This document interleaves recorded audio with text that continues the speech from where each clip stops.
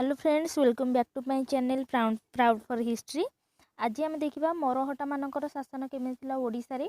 तो यहाँ देख इंडिया मैप जोटा कि आमर अविभक्त इंडिया आम कहे अविभक्त भारत आम कहे जोटा अफगानिस्तान, बांग्लादेश, पाकिस्तान और इंडिया जोटा आम कहे भारत ताकू नहीं गठित होता आमर अविभक्त भारत। तो से भर देख जो गुड़िक पिंक कलर होती से गुड़िक है आमर मरहटा मानकर शासन थिला। तो देखो ओडिशा सिचुएट रोज कोठी बे ऑफ बेंगल पाखरे। तो यहाँ है जो आमर ओडिशा देख इठी भी आमर रही के ना शासन थिला मरहटा मानकर शासन थिला। तो आम ए देखा से कौन कार्य प्रणाली थिला बा सेमानकर शासन किपरि थिला आम ओडिशा रे ओडिशा उपर तार प्रभाव कौन पड़ता। तो चलो देखा देखिए देख मोगल शासन पर बंगर नवाब माने ओडिशा रे शासन करुଥିଲେ। फास्ट मोगल माने शासन करथिले। मोगल मानकर परे बंगर जो नवाब माने रहिले जो माने मोगल अंडर रे रहुथिले। धीरे धीरे जेतले मोगल मानकर पावर कमी कमी आसिला बा से माने जेतले सब गुडाक ऊपर निजर जाहिर करि पारलेनी। तो सेतेबेले कोन होइछि ना बंगर नवाब माने ओडिशा को शासन करथिले एवं मोगल मानक परे मरहटा माने बलशाली होई उठिथिले।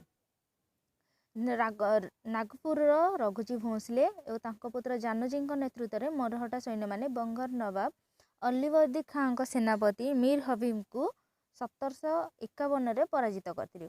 तो कौन होना आमर जो नागपुर अच्छे जो मरहटा जो शासन मुख्य स्थल हूँ कौटा ना नागपुर।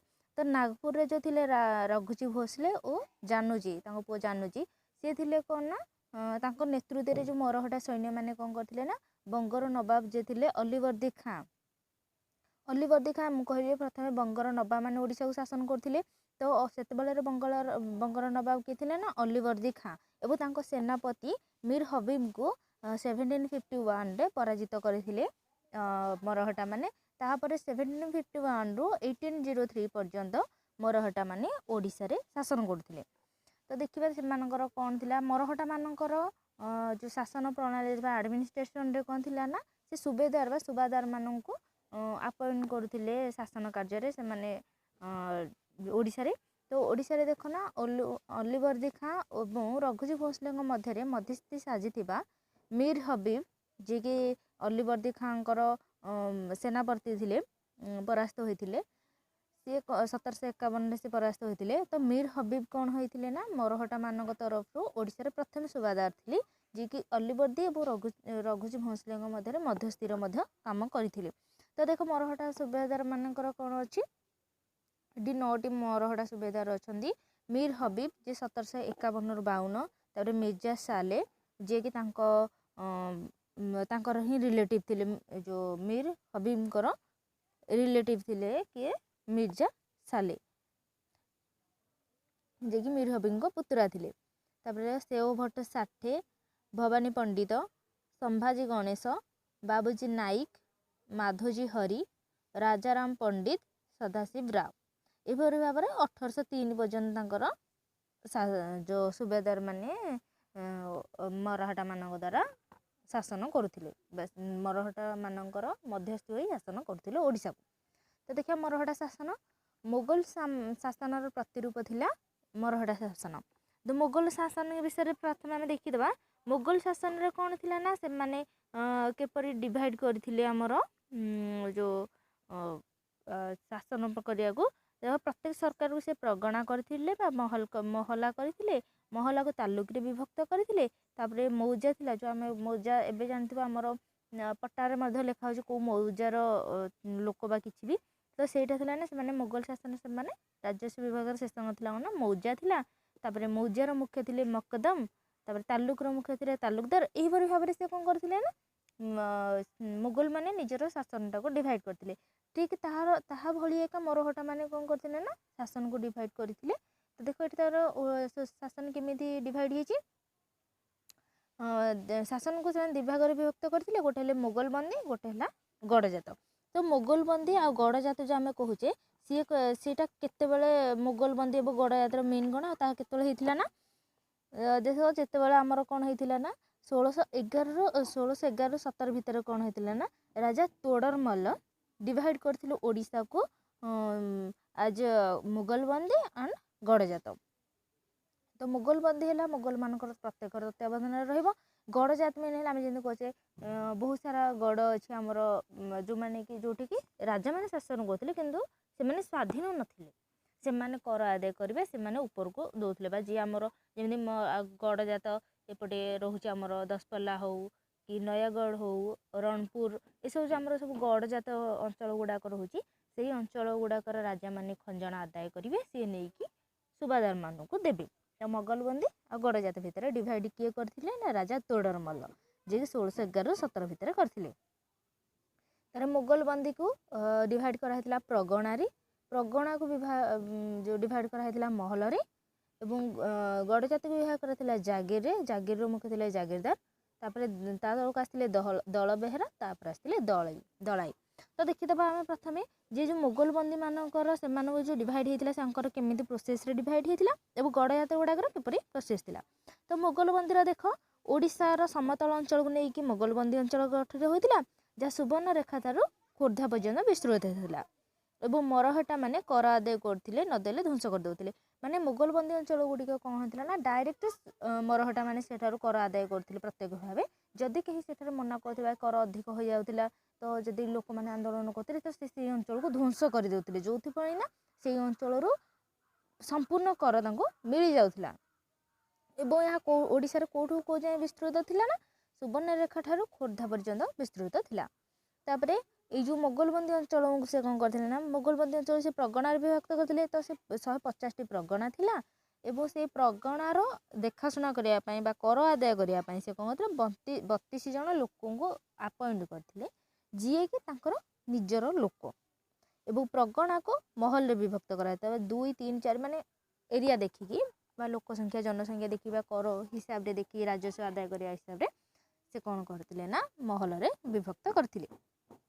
एबे देखिए गड़जात तो जागीरदार जागीर मुख्य कहुए जागीरदार तो राजा दरबार केतेक कार्यनिर्वाह करते जो गड़जात जो राजा थिले राजा जो अंडर थे जागीरदार जागीर जो कहे जागीर मुख्य जागीरदार कहले तो से कहते राजा दरबार केतेक कार्यनिर्वाह करते राजा को कौड़ी खंजणा आदाय आकार दौले धन लुगा दौले माने राजा प्रिय हो रही ता तलू थे कि ना दल बेहरा तो दल बेहरा को माने कौन से माने सेनापति थे जो मैंने पुरुषानुक्रमे थे माने कौन मनकर जेजेबापा तापर बापा तापर ता पु माने पुओ तापर पुओ माने एमती पुरुषानुक्रमे गोटे वंशर ऊपर लगी लगी आसो तो सेटा को कह पुरुषानुक्रमे तो से माने राजा सेनापति रूपे कार्य करते।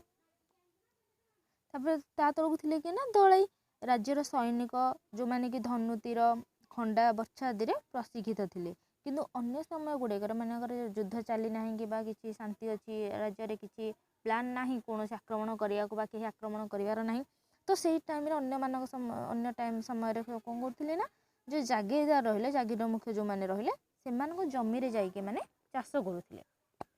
प्रत्येक राजा गोटे लाखी गढ़ थिला जोटा कि पत्थर इटा बा काठ निर्मित होता जमीक राजमहल आमर थी गड़जात जो गढ़ राजा थे जो राजा थे गड़ कहुए नरसिंहपुर गड़ तो ठीक है नयागढ़ दशपल्ला गढ़ तो से देखो से राजमहल थी जोटा कि इटा पत्थर एवं काठ निर्मित होता।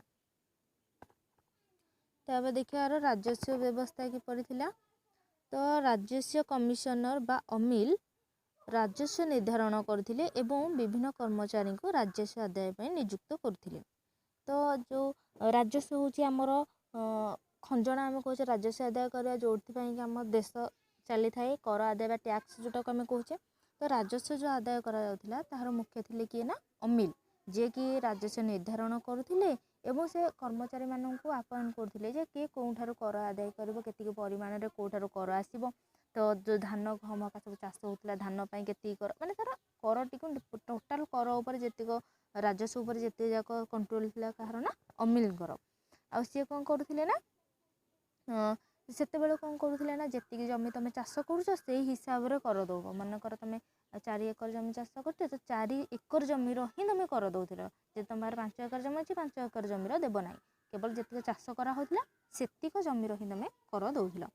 एवं परंपरागत भाव कौन होता ना केतेक रोते परंपरा से प्रायतः से रोहू ना जे କିଛି ଗୋଟେ ବାଛିକି ନେବା। ତ ସିଏ କ'ଣ କରୁଥିଲେ ନା ମନେକର ତା ଜେଜେବାପା ଅଛନ୍ତି, ତାପରେ ତାଙ୍କ ବାପା ଆସିବେ, ତାପରେ ତାଙ୍କ ସିଏ ଆସିବେ, ତାପରେ ତାଙ୍କ ପୁଅ ଆସିବ, ମାନେ ଏଇ ଟାଇପ୍ର ଥିଲା ଯେ ଗୋଟିଏ ହିଁ ପରିବାର ବା ଗୋଟିଏ ବଂଶରୁ ହିଁ ସବୁତିକ ଯାଉଥିଲା। ତ ସେ କ'ଣ କରୁଥିଲେ ନା ପରମ୍ପରା ଭାବେ ରାଜସ୍ୱ ଆଦାୟ କରୁଥିଲେ, ଯେଉଁମାନଙ୍କ ଭିତରେ ଚୌଧୁରୀ, କାନୁନଗୋ ତଥା ତାଲୁକଦାର ରୂପେ ପରିଚିତ ଥିଲେ। ଏହି କର୍ମଚାରୀମାନଙ୍କୁ ନାନ୍ କର ଜମି ପ୍ରଦାନ କରାଯାଉଥିଲା। ନାନ୍ କର ମାନେ କ'ଣ? ଯେଉଁମାନଙ୍କର କର ଛାଡ଼ ହେଇଯାଇଥିବ, ମାନେ ସେମାନଙ୍କୁ ବେତନ ଦିଆଯାଉନଥିଲା ବା ଦରମା ଦିଆଯାଉନଥିଲା, ସେମାନଙ୍କୁ ଜମି ଦିଆଯାଉଥିଲା ଯେଉଁଗୁଡ଼ାକର ଟ୍ୟାକ୍ସ ନିଆଯାଉନଥିଲା, ଯାହାଫଳରେ ସେମାନଙ୍କୁ ସେଇଟା ଦରମା ହିସାବରେ ସେ ପାଇଗଲେ। ତାପରେ ଦେଖ ହସ୍ତାବୁଦ ନାମକ ଭୂ ବନ୍ଦୋବସ୍ତ ଓଡ଼ିଶାରେ ହେଉଥିଲା, ଯେଉଁଟାକି ମୁଁ କହିଲି ଯେ ଏବେ ଟିକେ ଆଗରୁ ଯେ ତମେ ଯେତିକି ରାଜସ୍ୱ ଯେତିକି ଚାଷ କରିବ ସେତିକି ଅନୁସାରେ ହିଁ ତମେ ଟ୍ୟାକ୍ସ ଦେବ। ସେଇଟାକୁ ଆମର ଓଡ଼ିଶାରେ ତାକୁ କ'ଣ କୁହାଯାଉଥିଲା, ଓଡ଼ିଶାରେ ଯେଉଁ ଭୂ ବନ୍ଦୋବସ୍ତଟା ଏଇ ଟାଇପ୍ର ହୋଇଥିଲା ତାକୁ ଆମେ କହିଲେ ହସ୍ତାବୁଦ। କିନ୍ତୁ ଏଇ ଯେଉଁ ରାଜସ୍ୱର ଅଧିକାଂଶ ନାଗପୁର ଚାଲି ଯାଉଥିଲା ଏବଂ ଓଡ଼ିଶାରେ କମ୍ ଖର୍ଚ୍ଚ ହେଉଥିଲା।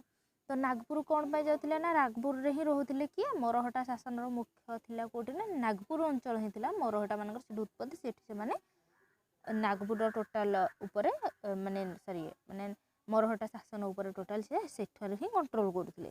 ତ ସେଥିପାଇଁ କ'ଣ ହେଉଥିଲା ନା ସେଠାକୁ ସବୁଟିକ ରାଜସ୍ୱ ଚାଲି ଯାଉଥିଲା।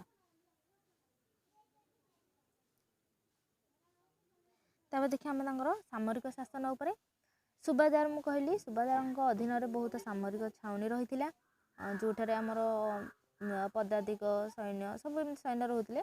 ତ ପ୍ରତ୍ୟେକ ଛାଉଣୀ ଜଣେ ଜଣେ ଫୌଜଦାରଙ୍କ ଅଧୀନରେ ରହୁଥିଲା। ଫୌଜଦାର ଅଶ୍ୱ ବାହିନୀ ଓ ପଦାତିକ ବାହିନୀର ମୁଖ୍ୟ ଥିଲେ ବା ତାଙ୍କ ଦାୟିତ୍ୱରେ ସେ ରହୁଥିଲେ।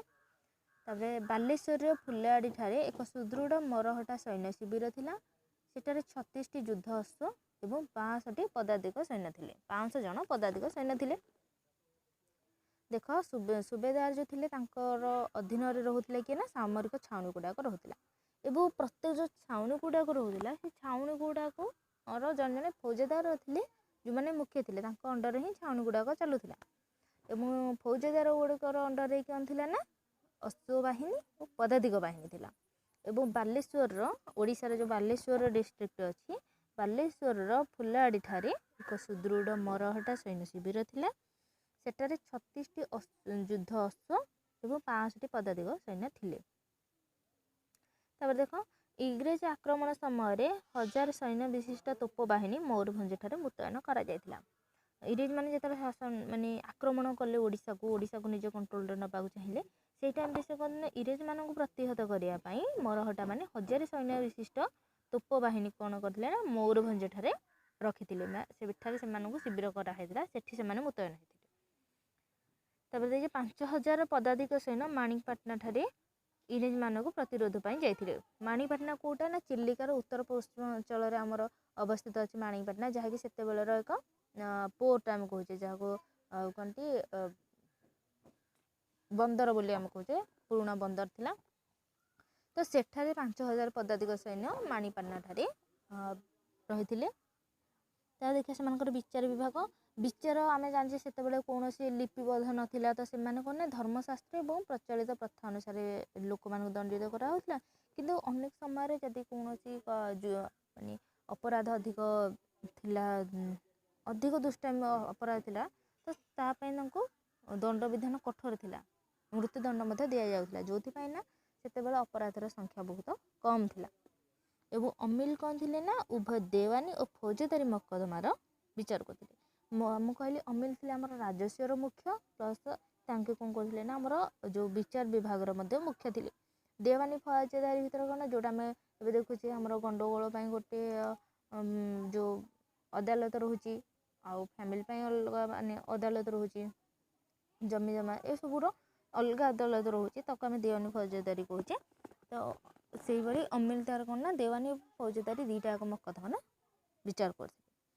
ଅନେକ ଗ୍ରାମ ପଞ୍ଚାୟତ ସମାଧାନ କରୁଥିଲା। ଆମର ଏବେ ବି ଗ୍ରାମ ପଞ୍ଚାୟତ ଅଛି, ଯେଉଁଠିକି ଆମର ଛୋଟ ଛୋଟ କିଛି ବି ଝଗଡ଼ା ହେଲେ ଆମେ ପଞ୍ଚାୟତକୁ ପ୍ରଥମେ ଯାଉଛେ। ତ ସେତେବେଳେ ମଧ୍ୟ ସେ ଗ୍ରାମ ପଞ୍ଚାୟତ କ'ଣ ଥିଲା ନା ଯେଉଁ 4-5 ଜଣ ଲୋକ ଥିଲେ ସେଠାରୁ ମୁଖ୍ୟ, ସେମାନେ ହିଁ ଲୋକମାନଙ୍କର ଅସୁବିଧା ଶୁଣୁଥିଲେ ଏବଂ ଲୋକମାନଙ୍କୁ ନ୍ୟାୟ ପ୍ରଦାନ ମଧ୍ୟ କରୁଥିଲେ।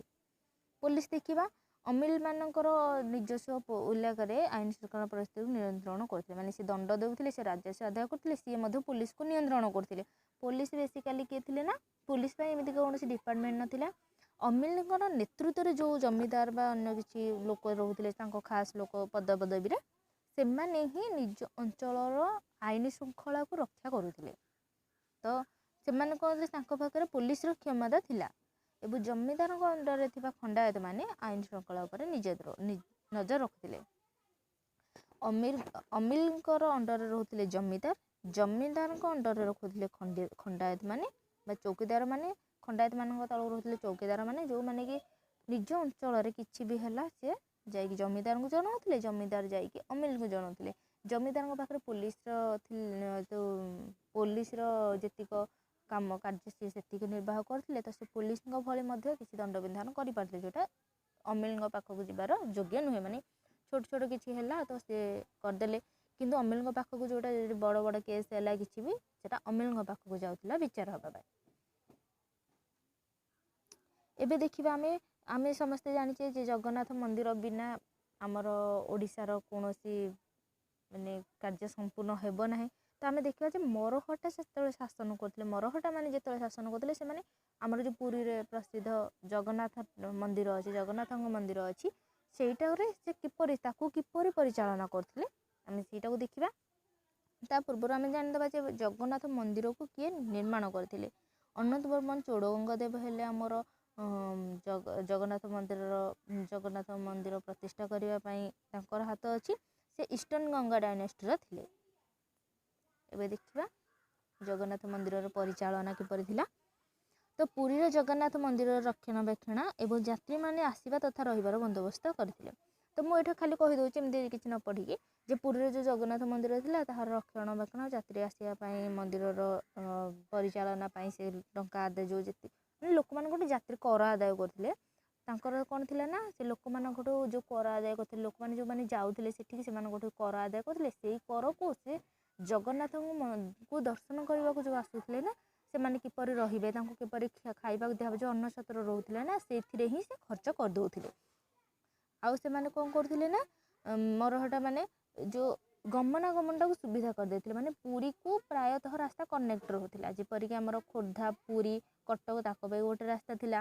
କଟକକୁ ବଙ୍ଗ ସେଇ ଯାଏଁ ମଧ୍ୟ ଗୋଟେ କଟକ ରୋଡ଼ ଥିଲା, ଯେଉଁଟାକି କଟକକୁ ବଙ୍ଗ ସହିତ କନେକ୍ଟ କରୁଥିଲା। ଏହିପରି ଭାବରେ ସେ କ'ଣ କରୁଥିଲେ ନା, ପୁରୀକୁ ଆସିବା ପାଇଁ ଲୋକମାନେ, ଆମେ ଜାଣିଛେ ଯେ ଆମର ଚାରିଧାମ ଭିତରୁ ପୁରୀ ହେଉଛି ଗୋଟେ ଲୋକଙ୍କର, ଆମେ ହିନ୍ଦୁ ଧର୍ମ ଅନୁସାରେ ମୁଖ୍ୟ ପାଇବା ପାଇଁ ଚେଷ୍ଟା ମାନେ ଚାହୁଁଛେ ପୁରୀ ଦର୍ଶନ କରିବାକୁ, ଜଗନ୍ନାଥଙ୍କୁ ଦର୍ଶନ କରିବାକୁ। ତ ସିଏ କ'ଣ କରିଥିଲେ ନା, ଗମନାଗମନକୁ ହିଁ ଏତେ ସୁବିଧା କରିଦେଇଥିଲେ, ଯେଉଁଥିପାଇଁ କ'ଣ ହେଇଥିଲା ନା, ଲୋକମାନେ ଆସୁଥିଲେ ପୁରୀ ଦେଖିବାକୁ ଆସୁଥିଲେ। ପ୍ଲସ୍ ପୁରୀରେ କ'ଣ ଥିଲା ନା, ମୋଗଲମାନଙ୍କ ସମୟରେ ଯାତ୍ରୀ କର ଯେଉଁ ଥିଲା ନା, ସେ ଯେଉଁ ଧାର୍ମିକ କର ଗୁଡ଼ାକ ସେ ନେଉଥିଲେ ହିନ୍ଦୁମାନଙ୍କଠୁ। ତ କିନ୍ତୁ ମରହଟାମାନଙ୍କ ସମୟରେ ସେ ଯାହା ବି କର ନେଉଥିଲେ ସେ କମ୍ ଥିଲା ଏବଂ ସେହି କରକୁ ସେ ଲୋକମାନଙ୍କ ପଛରେ ହିଁ ଖର୍ଚ୍ଚ କରିଦେଉଥିଲେ। ମାନେ ଲୋକମାନେ କିପରି ଆସିବେ, ଯଦି କେହି ଦୂରରୁ ଯାଉଛି ସେ ରହିବା ପାଇଁ ଧର୍ମଶାଳା, ଯେଉଁ ରହିବା ଖାଇବା ପିଇବା ଏସବୁରେ ହିଁ ଜଗନ୍ନାଥଙ୍କ ଦର୍ଶନ ପାଇଁ ସବୁ ସୁପରିଚାଳନା ପାଇଁ ସେ ଖର୍ଚ୍ଚ କରୁଥିଲେ। ଏବଂ ବ୍ରାହ୍ମଣମାନଙ୍କୁ ମଧ୍ୟ ସେ ଜମି ଦେଉଥିଲେ, ଯେଉଁଟାକି କର ମୁକ୍ତ ଥିଲା। କାହିଁକିନା ସେ ଜଗନ୍ନାଥଙ୍କର ଯେଉଁ ସବୁ ସେବା କରୁଛନ୍ତି, ତ ତାଙ୍କମାନଙ୍କୁ ନିଷ୍କର ଜମି ଦେଉଥିଲେ ଏବଂ ପର୍ବପର୍ବାଣି ଯେଉଁ ହେଉଥିଲା ସବୁ ସେଥିରେ ଟଙ୍କା ଖର୍ଚ୍ଚ କରୁଥିଲେ। ତେବେ ଅନ୍ୟ ଧାର୍ମିକ ଅନୁଷ୍ଠାନ କେବଳ ଯେ ମରହଟା ମାନେ ହିନ୍ଦୁ ଧର୍ମକୁ ଦେଖିଥିଲେ ତାହା ନୁହେଁ, ସେ ଧର୍ମ ସହିଷ୍ଣୁ ଥିଲେ। ତ ସବୁ ଧର୍ମ ଉପରେ ତାଙ୍କର ଏମିତି କିଛି ନଥିଲା ଯେ ଆମେ ହିନ୍ଦୁ ମାନେ ମୁସଲମାନ ତ ସେମାନଙ୍କଠୁ ଆମେ କର ଆଦାୟ କରିବା, ସେମିତି କିଛି ବି ନଥିଲା। ସେ ମୁସଲମାନ ମାନଙ୍କର ଯେଉଁ ମସଜିଦ୍ ରହୁଛି, ଆମର ଯେମିତି ହିନ୍ଦୁମାନଙ୍କର ମନ୍ଦିର ଆମେ କହୁଛେ, ତ ଆମର ମୁସଲମାନ ଭାଇମାନଙ୍କର ସେମିତି ମସଜିଦ୍ ରହୁଛି। ତ ମସଜିଦ୍ରେ ଗୋଟେ ହେଲା କ'ଣ ନା, ସେମାନେ ମସଜିଦ୍ ମାନଙ୍କୁ ମଧ୍ୟ ସାହାଯ୍ୟ କରୁଥିଲେ ସେମାନଙ୍କର ପରିଚାଳନାରେ। ତ ଦେଖ, କଟକର କଦମ ରସୁଲ ମରହଟା ସୁବାଦାରମାନଙ୍କ ଠାରୁ ଅର୍ଥ ସାହାଯ୍ୟ ପାଇଥିଲେ। ଆଉ ଗୋଟେ କ'ଣ ଥିଲା ନା, ମସଜିଦ୍ ଗୁଡ଼ିକ ମଦଦ ଇ ମାସ୍ ଆକାରରେ ସାହାଯ୍ୟ ପାଉଥିଲେ। ମାନେ ଯେଉଁ ସେ ସାହାଯ୍ୟ କରୁଥିଲେ ଯେଉଁ ମସଜିଦ୍ ମାନଙ୍କୁ, ତାହାର ଯେଉଁ ଥିଲା ଟର୍ମଟା ସେ କ'ଣ ନା, ମଦଦ ଇ ମାସ୍। ତେବେ ଗମନାଗମନ ଦେଖିବା, ଆମର ପ୍ରସିଦ୍ଧ ଜଗନ୍ନାଥ ସଡ଼କ ବଙ୍ଗ ସହ କଟକକୁ ସଂଯୁକ୍ତ କରୁଥିଲା। ମାନେ ଏବେ କଟକ खोर्धा आउ पुरी तीनटी जाक वेल कनेक्टेड थिला माने गमनागमन पूरा सुविधा थिला एवं कटक सहित बंग कनेक्ट होईची ता माने कोन ना माने बहुत दूर माने बंगलारू मध्य लोक आराम से कटक देकी पूरी कनेक्ट हो पारथिले। एही रोडटी जो जगन्नाथ सड़क कहते तार सेटा कौन मेदिनापुर जलेश्वर बस्ता सोर भद्रक धामनगर अरखपुर और पद्मपुर देकी कटक रे पहुँचला। सेहीपरि से माने कौन कटक नागपुर पर्यंत गोटे रोड कनेक्ट थिला संबलपुर को मध्य कटक कनेक्ट होइथिला एवं पूरी कटक खोर्धा मध्य सुसंयोजित होइकी थिला। एबे देखा धान रप्तानी आमे भल भाव जानचे आमर ओडिशा होउची गोटे धान रप्तानी चाष क्षेत्र रोहुथिबा देश जार मुख्य माने मुख्यांश होउची ही चाष करिबा एग्रीकल्चर। तो धान जो रप्तानी करुथिले सेटा केमती ना धान बहुल भाव में एबे जेपरि आदाय होउची सेतेबेले मते सेपरि धान बहुत परिमाण रे आदाय होउथिला ओडिशा रे। तो धान को केमती ना धान को गोलरा हरिशपुर बिखेनपुर और माणिपानी आदि क्षुद्र क्षुद्र बंदर दे कलिकता माद्राज को रप्तानी करा होउथिला। कौन होता मुझे कही टिके आगु जे चिलिका पाखर चिलिकार उत्तर पश्चिम अंचल आमर कौन ना माणिपाटना अवस्थित जोटा कि से टाइम एक बंदर थिला। तो से बंदर गुड़िक देकी से बंदर आमर इंग्रेज मानकर आक्रमण मरहटा निजर शासन को रक्षा करने सेठारे किसी सैन्य को अपॉइंट करथिले। तो ठीक सेपरि से बटे दे से कौन करथिले ना धान रप्तानी करथिले कोठा को ना कलिकता और माद्राज को रप्तानी करथिले। एवं आमे जानिछे बे ऑफ बेंगल जो आमर बंगोपसागर आमे कहूचे सेटा आमर ओडिशा पुरी समुद्र कूल जोटा कहूचे आमे बे ऑफ बेंगल कहूचे सेठी आमर कोना बहुत परिमाण रे लुण मरा जाउथला। एवं आमर ओडिशा रे मुद्रा माने सेतेबेले मुद्रा माने ही कौड़ी प्रचलित थिला। एबे देखिया साहित्यर अभिवृद्धि किपरि हेतिला।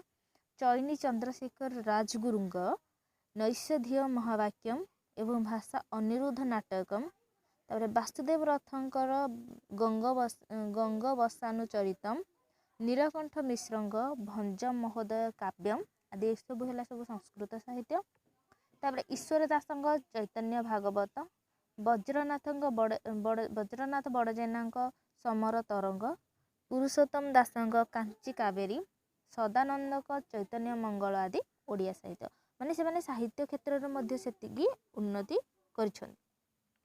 तापर देखिबा माने ओडिशा रे मरहटा शासन कहवा गले एक प्रकार सामरिक शासन थिला किंतु से माने कोन करथन ओडिशा को देख बंग जो जेतले मोगल माने शासन करथिले से माने कोन करथिले ना जो कर आदाय करथिले ताको भी नहीं जाउथिले दिल्ली चली जाउथिले हमर मोगल मान अंडर को चली जाउथिला सब राज्य मरहटा समय मते नागपुर सब चली गला।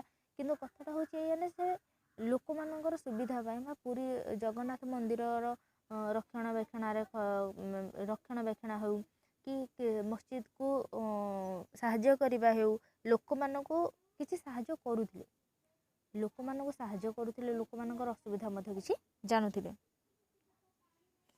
तापरे देखिए 1803 रे इंग्रेज माने ओडिशा अधिकार करथिले और यह सहित ओडिशा रे मरहटा शासन परिसमाप्ति होइतिला।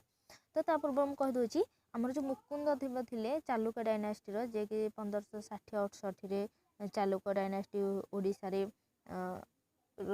जो एस्टाब्लिश करथिले सेठी से थिले कोन हम एंड थिले end of independence of Odisha माने ओडिशा रे सेटा माने एंड थिला इंडिपेंडेंट ओडिशा रो। तापर हमर मुगल माने आसी गले मरहटा माने तापर आसीवे इंग्रेज माने किंतु ओडिशा रो जो थिला इंडिपेंडेंट से लास्ट लिखे ना मुकुंद देव। तापर हमर आसीजे 1611-17 भितर आसीजे राजा तोडरमल जे कि ओडिशा को डिवाइड करिवे मुगल बंदी गड़ जात्रे। तापर 1625 आसीजे Dutch founded their first settlement at Pipli of Baleshwar district जोटा कि हमर 1625 रे हबो। तापर 1633 रे हमर कोन आसीबो ना East India Company established their first factory at Haripur in Bay of Bengal. Bay of Bengal पाखरे ईस्ट इंडिया कंपनी निजर प्रथम फैक्ट्री लगे हरिपुर ठारे। तो एटा थिला आज मरहटा मानकर शासन ओडिशा रे मरहटा मानकर शासन किपर थिला तांको विचार सब टोटल शासन उपरे। तो जदि वीडियो पसंद आसे like share and subscribe. Thank you.